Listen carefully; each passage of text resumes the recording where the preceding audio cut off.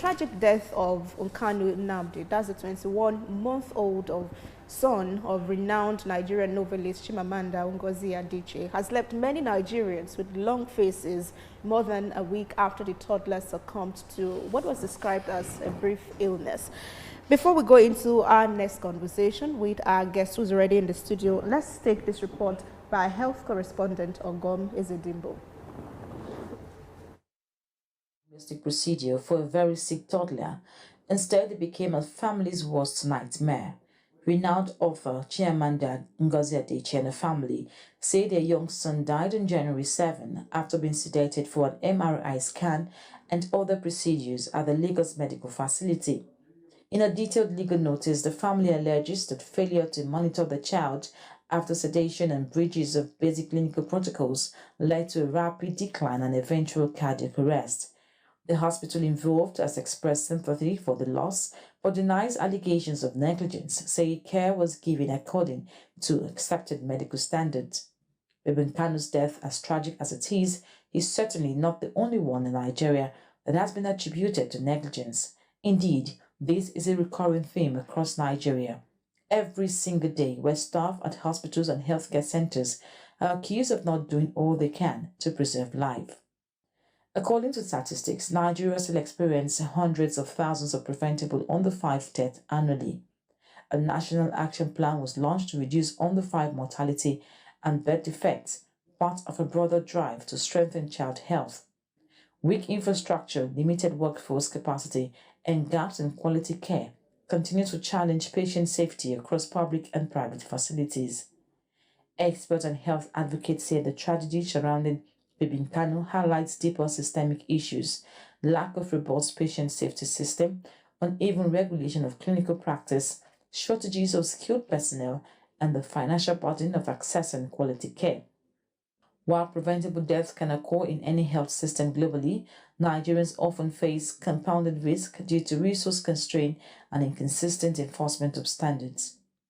The Lagos State government has ordered an independent investigation into the circumstances surrounding the death, directing the Health Facility Monitoring and Accreditation Agency to conduct a thorough probe and make its findings public. This is aimed at broader national challenge. Nigeria continues to record high rates in preventable death, particularly among mothers, newborns, and young children, despite government efforts to improve care. So far, no official findings have been released, and the investigation is ongoing. Families across the country, from elite households to ordinary homes, grapple with similar stories of loss tied to gaps in health services. The government says it will hold accountable any facility or practitioner found culpable. Laz Ude Eze, AIT News, Abuja. Well, thank you for staying with us, and quite a tragic story. And beyond that, there have been many lives lost to negligence by healthcare in Nigeria just way before that happened. But this takes it to a tragic case. We have Dr. Laz Ude Eze, health policy and management expert, joining us to look at the issues on how to avoid preventable deaths in Nigerian healthcare facilities. It's good to have you on the program. Thanks for having me. All right, so now, first of all, you have spoken about Make Our Hospitals Work Again. That has been a campaign that you have consistently been about. But looking at this case of Chimamanda's case on negligence and unprofessional conduct, beyond Chimamanda, there have been several cases. How worried are you about this? It's quite worrisome to me, and of course to every Nigerian, when we have to lose life in the alleged situation. It occurs quite often. We are talking about this because of an influential family is involved. But as healthcare professional and also as someone who leads this campaign, we get this kind of reports quite often.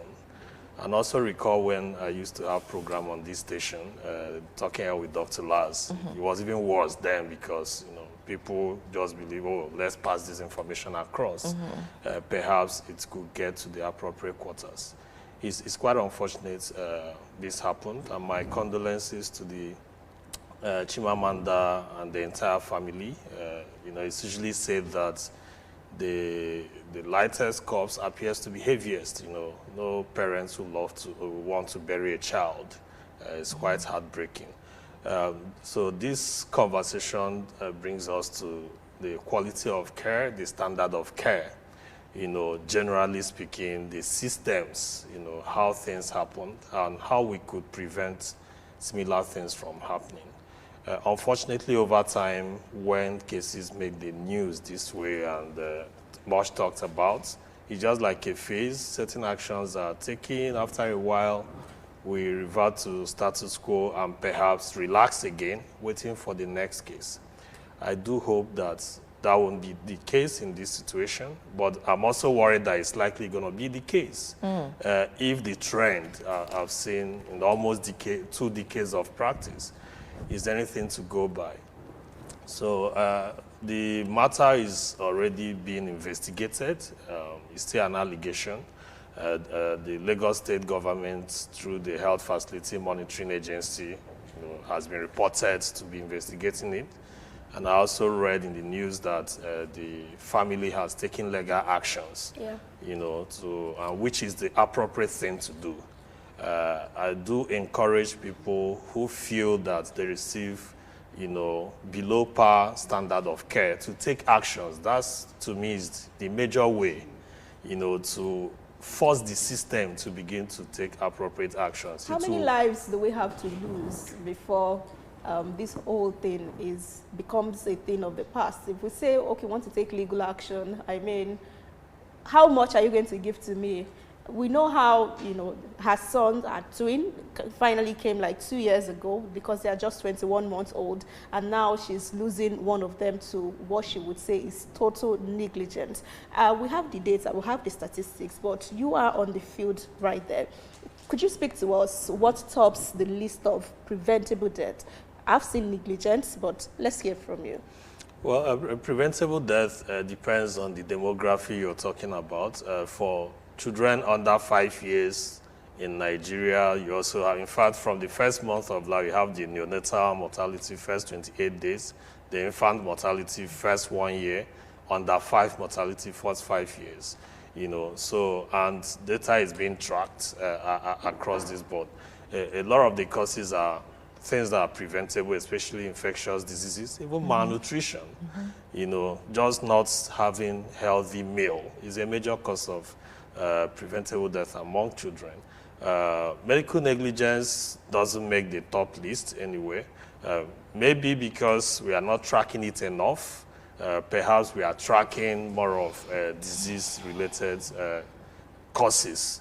So malaria is a major cause, measles is a major cause, so many of them, and these are largely preventable health situations. But coming to that of medical negligence, you ask how many more?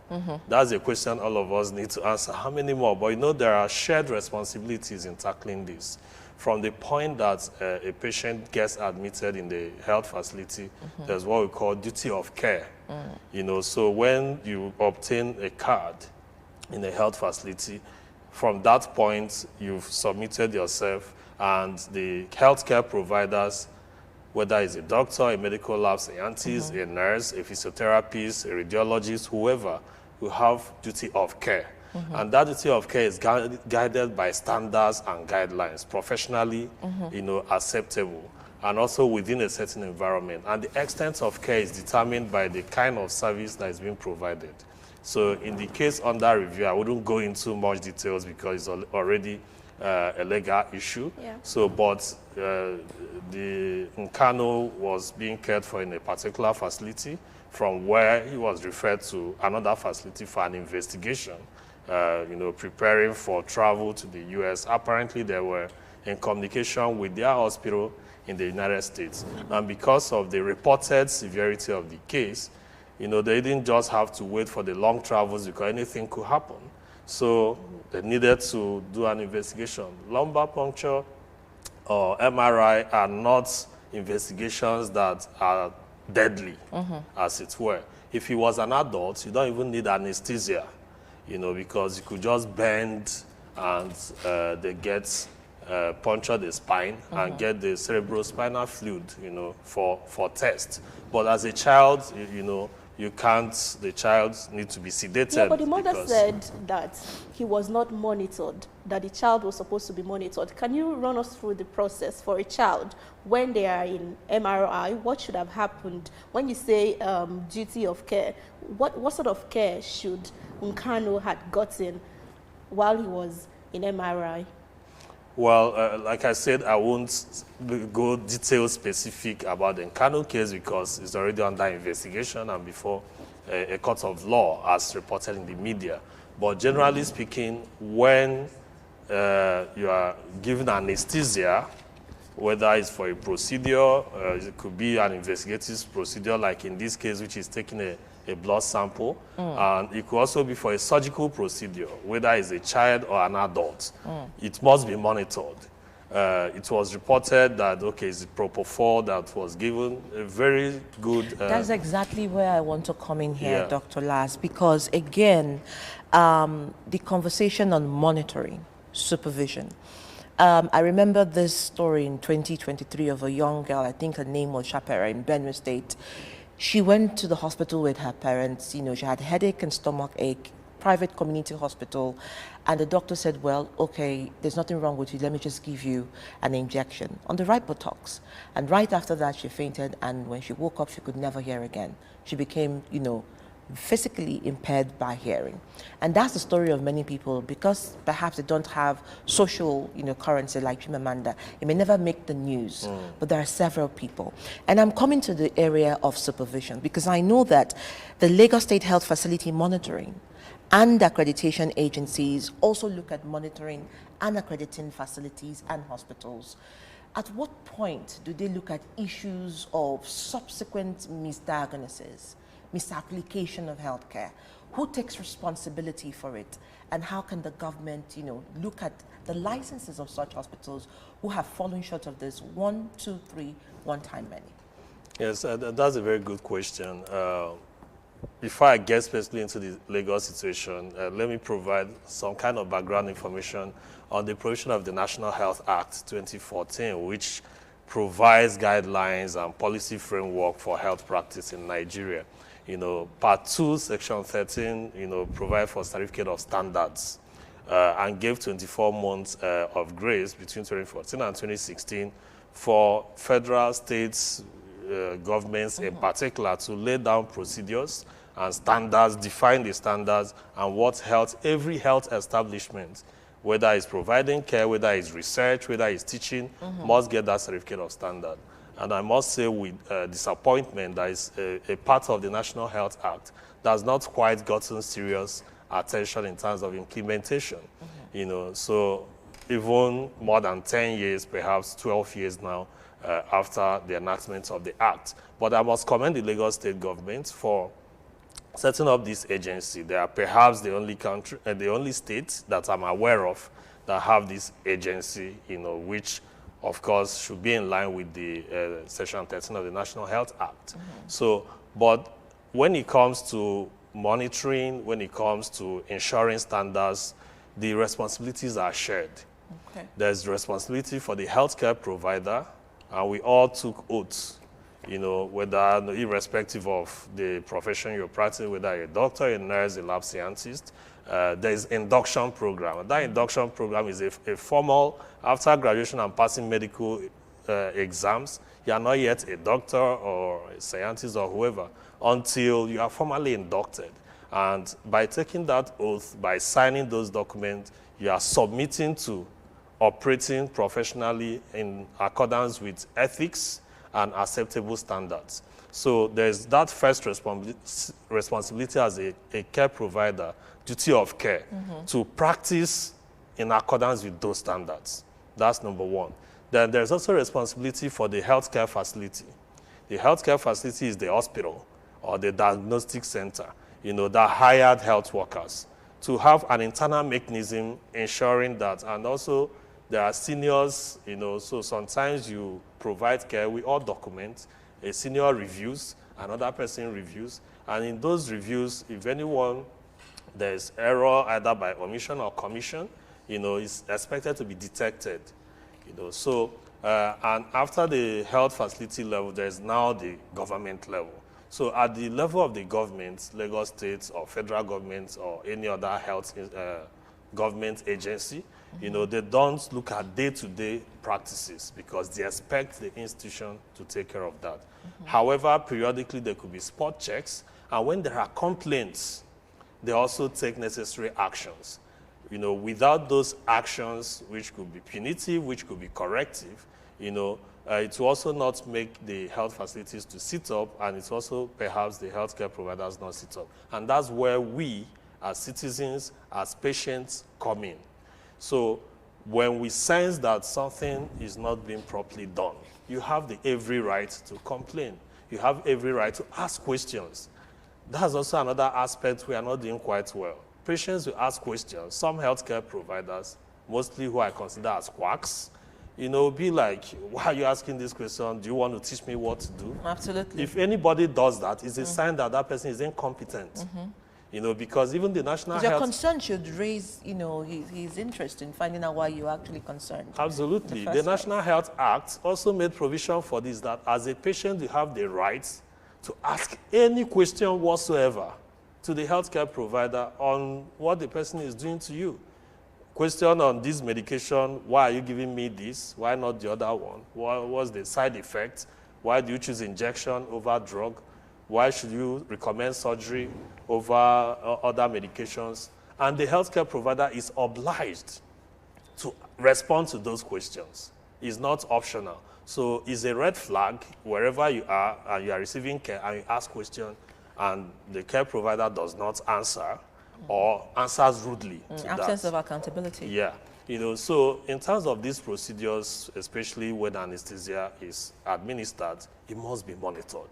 Propofol is a very good thing, but it also have this potential side effect of suppressing the brain and respiratory and even cardiovascular functions. You know, so it's given at the right dose to make the person be temporarily unconscious so as not to feel pain for the procedure that is being done. And whenever it's administered, monitors are put, whether it's a child, whether it's an adult, to monitor the respiratory functions, oxygen saturation, respiratory rate, heart rate, everything to ensure that they are within normal range. And when you observe that, oh, respiratory rate is reducing, heart rate is being lowered, oxygen saturation, you know, when you see those signs, actions are also being taken.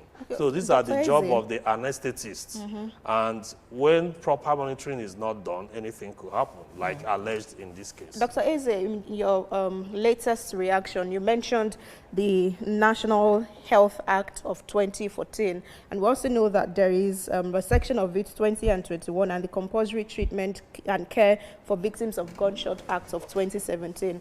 Now, these two acts mandate the provision of immediate care and attention for victims or treatment without requiring upfront deposits, especially for life-threatening situations. But we know in Nigeria today, one of the arguments has been, oh, an act cannot mandate me if I am a private operator because the government does not make provisions for me at my institution.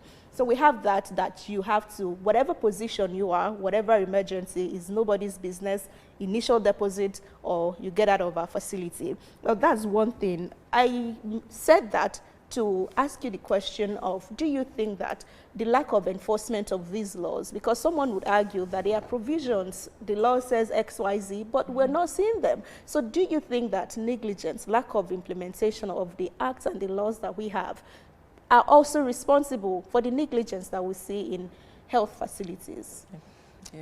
Yes, they contribute. You know, there are various determinants for medical negligence. If you even trace far back, you may even look at it from the level of medical education and training. You know, they say garbage in, garbage out. You know, so what's the quality of, like if you look at the teaching hospitals, you know, what's the quality of practice there? What's the standard of practice there? So if you're a medical student and there's a lot of improvising and all those things, oh, this thing is supposed to be here, but it's not there. The technology is not there. The equipment is not there. Or they have the machine and locked it up in a store and don't train people that use it. You know, sometimes certain things that should be very practical, that should be observed, are read up. You know, so, and when someone is presented with a practice, it may not just come naturally, because medical practice is a combination of science and arts. Early in the training is more of the sciences, understanding how the body works and how disease operates and how to care for it. The art aspect is patient-provider interaction, the procedure, examination, and so many of that. So, but coming to the question you asked about implementing the laws, especially Section 20 of the National Health Act that asks for mandatory provision of care in case of emergencies. There's also another section because the spirit of the National Health Act is to make sure that nobody dies from preventable situations and that our health system functions in a manner as to provide the best possible quality of care. So implementing that applies to both public and private facilities because there was no exception, legally speaking. However, private facilities are businesses.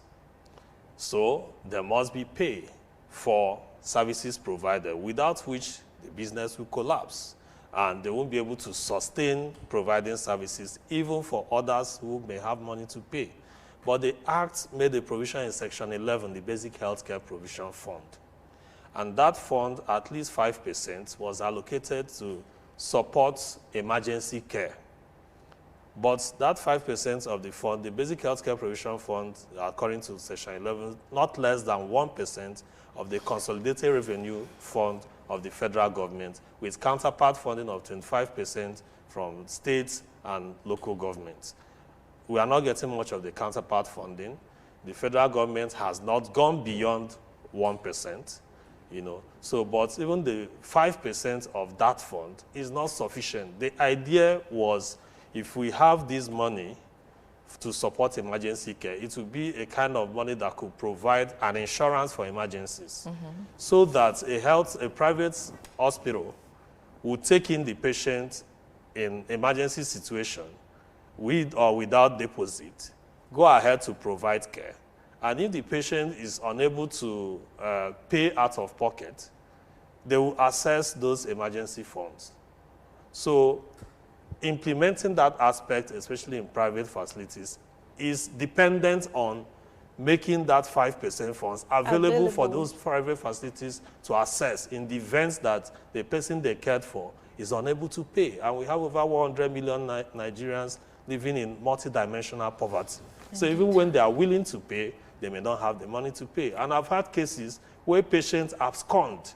When they come in critical situation, you provide care. When they get better, early in the morning, you see that they've disappeared. Discharge themselves. That also comes to... without paying. And if a private facility have 1, 2, 3 of that in a month, it will collapse. So I come to the fact that, a doctor's expertise or medical expertise does not automatically mean, medical managerial competence. And you've explained it here.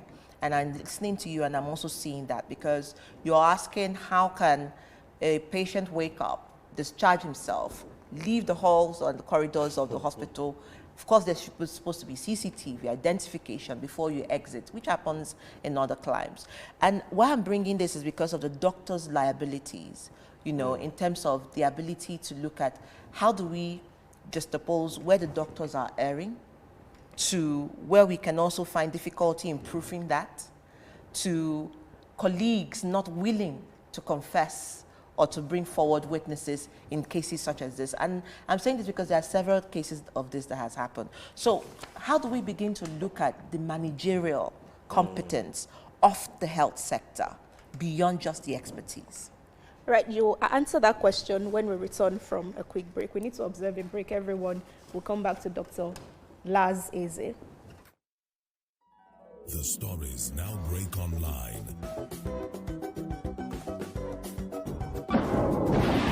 Don't miss anything from our real-time updates and exclusive content. Follow and participate in discussions on live TV studio programs to shape the narratives. Subscribe, engage, and share from AIT.live at AIT_online on X, AIT Online on Facebook, Official AIT Live on Instagram, TikTok, and Threads, AIT_live and AIT Livestream 1 on YouTube. Stay connected with AIT.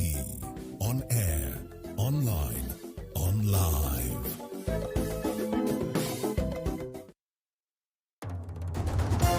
Focus Nigeria. It's a huge task, but we take it on.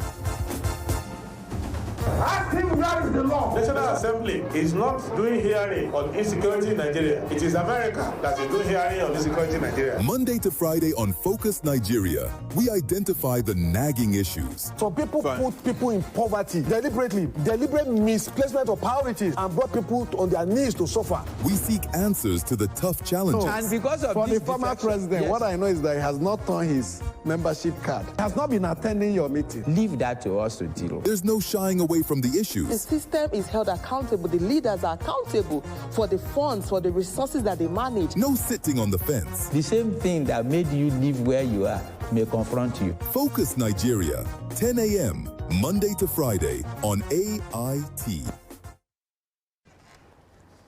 Well, thank you for catching us backstage, trying to make sense of all of these tragedies. And welcome back to the show. But Dr. Laz, just in frustration as we were talking backstage, and I'm talking about, managerial competence beyond expertise of the medical sector. Right.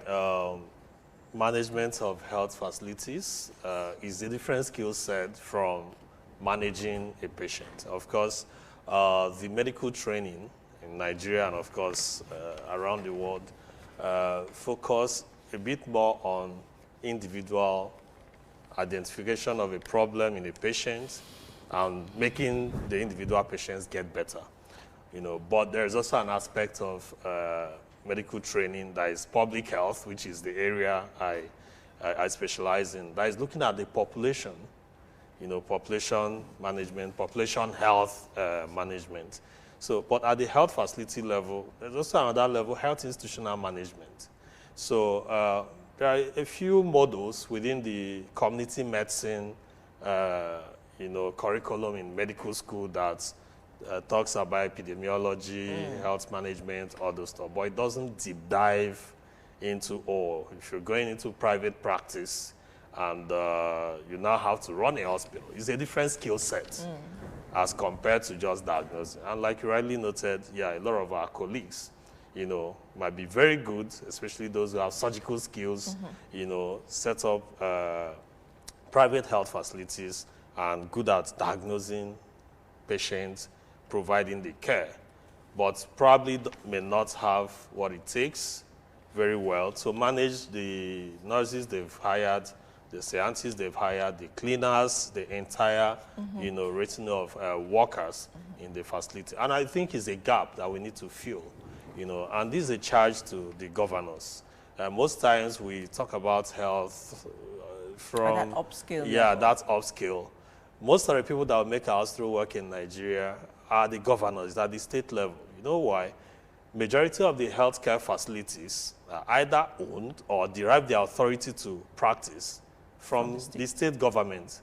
So private hospitals, except those in FCT in Abuja, that is Federal Capital Territory. All the 36 states, for you to establish private hospital, is the state government that gives you a license or a certificate to operate. It's not federal. The only one the federal governments are directly in charge are the federal university teaching hospitals, federal medical centers, and military institutions that are under federal government. Do you think that the federal government, state government really does have, perhaps a skin in the matter? And what I mean by that is their responsibility to, one, provide a sane, functional health sector. Because, Dr. Laz, oftentimes a lot of this, personalities go abroad for medical health check. The income that is derived in other economies from Nigerian, patients are in their billions, are massive. So do you think perhaps there's a redirection that needs to come in that angle? Because when you fix your health sector, there will not be any reason to be flying millions of Nigerian taxpayers' money to another economy. Yes, the National Health Act attempted to address that, but the provision wasn't quite robust, where it requires that if, as a public officer, for you to go out of the country for medical treatment, you need to get certain approvals that suggest that, you can't get it in Nigeria. So there's that provision was probably watered down, you know. For political reasons. For political, because the people who made the law are the first victims of that provision if it was to be strictly and robustly provided for. But my view is public health, not public health, public officers or public servants, you know, should not use taxpayers' money to sponsor their medical treatments or even education, you know. So it should be one of the sacrifices that people should be ready to make. I want to be president of Nigeria, so I should commit to my children's schooling in Nigeria and also receiving health care in Nigeria, except in a situation where no health institution, and that is not something that is basic. It must be an advanced technology that perhaps Nigeria medical technological sophistication has not attained. So it's something to be addressed. And even like the management thing where I was talking about before this question, I think that there is need for states to provide that people who intend to own and run private hospitals to get some basic training on hospital management. You know, so you may not force them to set up their hospital and give someone else to manage. And same should apply to those who are becoming chief medical directors or administrators. There's this debate between doctors and non-doctors on who should, you know, manage teaching hospitals, who should be CMD and stuff like that. What are your expectations on this investigation? And I'm asking this because usually we start the story, we start the campaign, and yet we do not really get to the conclusive, you know, perhaps outcomes of some of these investigations. And that brings me to the reminder of the case of the doctor in 2023, DSO in Lagos State in August, who, you know, got into a lift from a residential doctor, 9th floor, to go get, you know, a parcel, and the lift was unhinged and crashed to the ground. For I'm sure you remember that story. Yes. And she died. And the reason why she died was not just because she died immediately. She got help 40 minutes into the time of her crash. They got to the emergency unit of the hospital. The equipments were not working. There was no doctor on site. And by the time she got to the place of area for resuscitation, she was gone. And that's investigation till today. We do not know how that ended. So it brings us again to conclusive investigation, accountability. What are your expectations from this? This particular case, I expect we'll get to the end of it. Not because the system would automatically become better, but because of the person involved. You know, Chimamanda is a creative writer, and if you also follow that, you see that softly she's an activist. She's someone who wants things... She's not subtly. So she's someone who wants things to be done right. People usually in these situations, oh, let's leave it to God. Nothing will bring the person back, and that's the problem. You know, no matter the laws we make, no matter everything we set up, until the citizens begin to demand accountability, it will not on its own. The countries we run to, their healthcare quality is at the level it is not because their government is too serious, because a lot of time when it comes to corrupt practices, you also have accomplices in government. But they've advanced to the level that you're always scared of a patient that may even have a baby in your hospital, 20 years later come and sue you. That maybe it's because the baby should have come out within 1 hour, it came out 1 hour, 5 minutes later, and he or she read up somewhere that, oh, that extra 5 minutes, maybe there must have been reduced oxygen to the brain, that's why the child is not doing well in school. You know, so that's insisted on demand. In this particular case of Chimamanda, it will be followed to the letter, and because even if the system doesn't act, and the husband is a medical doctor as well, the father of the child. So they will make sure they get to the end of this. But people should be making those demands. We have shared responsibilities when it comes to this. When we are pointing fingers to the government and establishment, we should also point to us to always demand. I've followed a number of cases of negligence. Along the way, there will be pressure from families. I even captured some in that my book, How to Make Our Hospital Work, that, oh, nothing, the person that is there will not come, but let's leave it to God.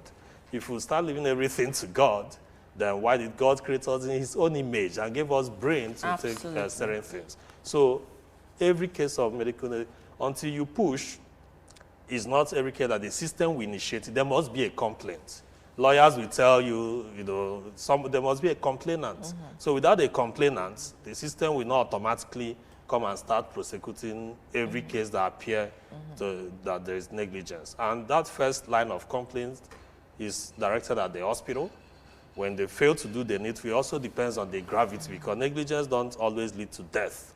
Sometimes it leads to complications, sometimes it leads to additional suffering or pains and stuff like that. So we don't even need to wait for death. Sometimes you can establish it and get compensation, especially when, even when it leads to death, is through that means that everybody will watch themselves. As a healthcare provider, you know that, and again, the inadequacy of healthcare workers also contributes to this. When one person is doing the job of 5 persons, you get. When a healthcare provider doesn't even have rest, we have cases of people slumping and dying from taking calls, working every day. In a period of clinical practice, I've once been on call for 28 days, 1 full month, working every day. With that, when you get rest, we tell people fatigue. When you are stressed, rest, and we don't even practice. Pardon? So when the doctor needs a doctor. Absolutely. So the system fails everyone, like the case you cited, emergency care. Especially the season we just passed, between Christmas and New Year period. Just pray you don't have emergency situations, because especially where it's mostly government hospitals that are there, because trust me, you get there, people are largely out. So these are the scenarios. I've had a friend whose dad had appendicitis and taken to a federal teaching hospital. Went there. I directed them to go there anyway. And they went over a period, nobody had attended. The nurses say, the doctors are coming. I said, I told the guy, create a scene. Shout, bang the table. Nothing will happen. If not, your dad will have rupture. It will rupture. And it's a man that is probably in his 60s then, so he could just die. Create a scene, and he did that, and doctors appeared within a very short while. Thank you so much, It's Doctor. an extreme situation, but sometimes we must be able to do certain things, especially when we sense that something is going wrong. Thank you so much, Dr. Laz Ude Eze. I mean, you're going to have put it quite aptly there. And I think that is a great place to draw the curtain call from one chance murders, one death too many, to hospital negligence. We hear negligence, we hear the need for management, we hear the need for accountability and the prioritization of both the health sector and the transportation system, and of course the investigative system in Nigeria. And that's how we have been able to, water down these conversations this morning. And I do hope that the institutions listening will take action.